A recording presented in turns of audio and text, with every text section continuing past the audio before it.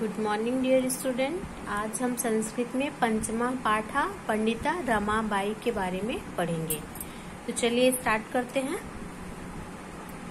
स्त्री शिक्षा क्षेत्रे अग्रगण्या पंडिता रमाबाई 1858 तमे ख्रीस्ताब्दे जन्मा अलभत।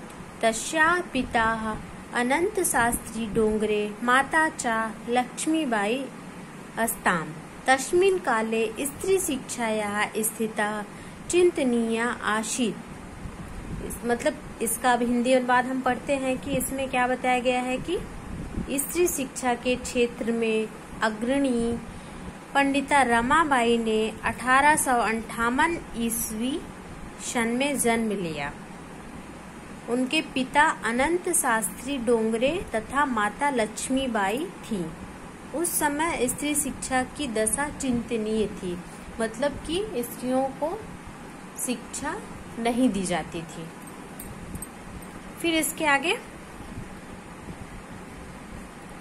स्त्रीणां कृते संस्कृत शिक्षणं प्रायः प्रचलितं नासीत्, किन्तु डोगरे रूढ़िबद्धा धारणा परित्यज्य स्वपत्नी संस्कृतमध्यापत्। एतार्थं सः समाजस्य प्रतारणाम् अपि असहत्। अनन्तरं रमा अपि स्वमातु संस्कृत शिक्षा प्राप्तवती।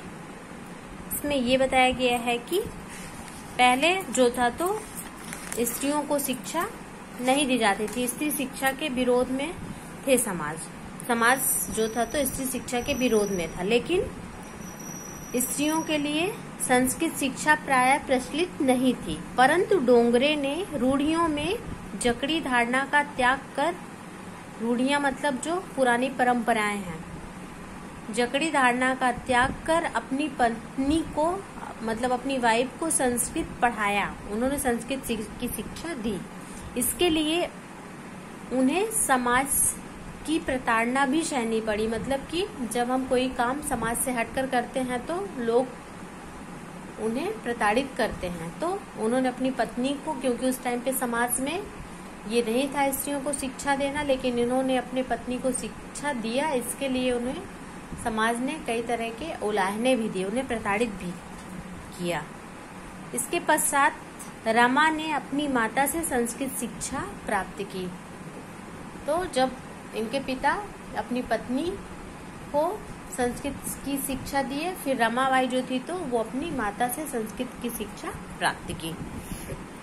फिर काल क्रमेण रमायाः पिता विपन्नं सज्जात। तस्या पितरो ज्येष्ठा भगिनी च दुर्भिक्ष पीड़िता दिवंगता। तदनन्तरं रमा स्वज्येष्ठ भ्राता सह पदाभ्यां समग्र भारतम् अभ्रमत्। भ्रमण क्रमे सा कोलकातां प्राप्ता। संस्कृत वैद्युषेण सा तत्र पंडिता सरस्वती चेति उपाधिभ्यां विभूषिता। तत्रैव सा ब्रह्म समाजेन प्रभाविता वेदाभ्यान अकरोत्।